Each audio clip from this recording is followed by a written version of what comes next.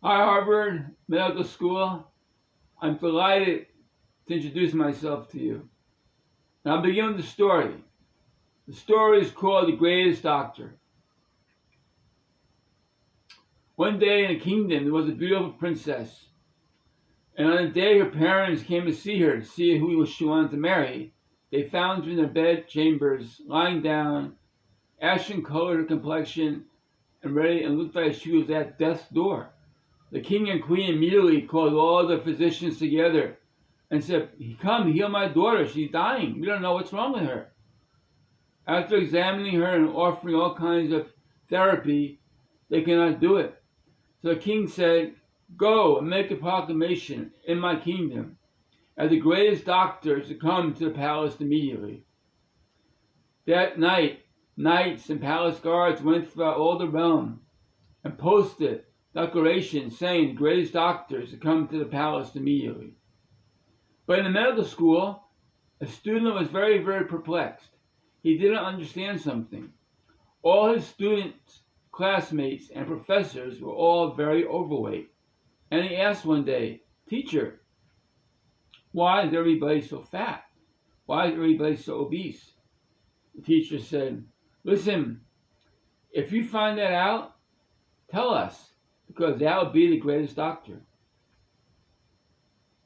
That night, the young man pored over his books on physiology and biochemistry. The next day, he went to class. The teacher said, "The adipose cells of our body that store fat, they grow in number to a certain limit in adulthood. At that time, they only grow in size, or they diminish in size according to how much fat you eat.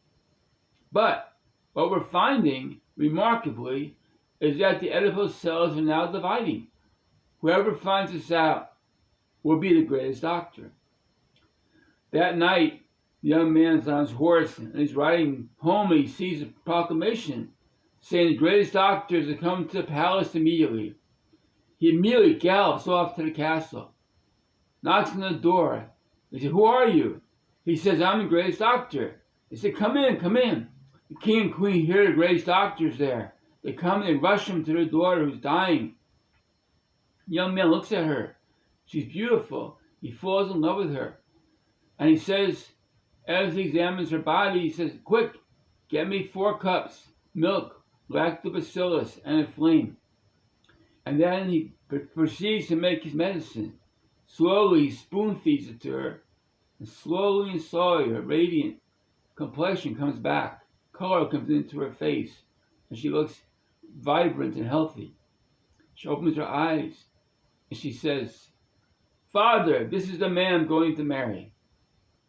That weekend, the young man, medical student, marries the most beautiful princess. What was the greatest medicine? Yogurt.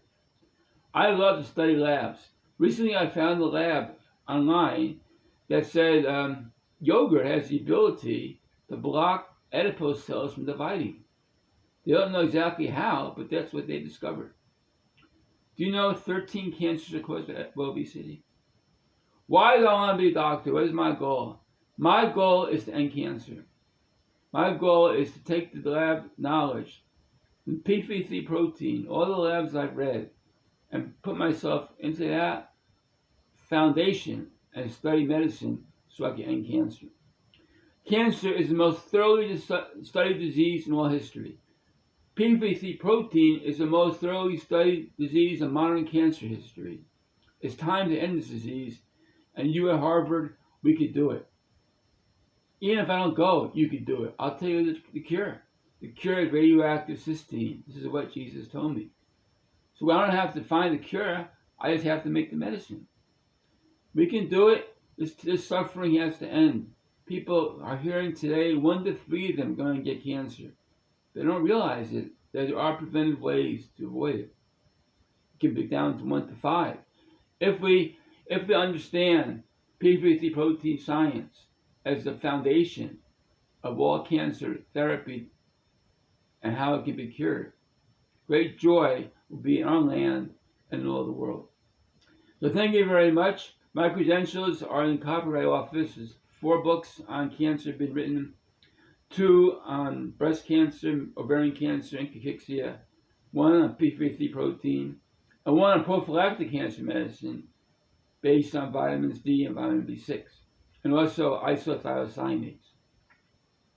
I'm very excited.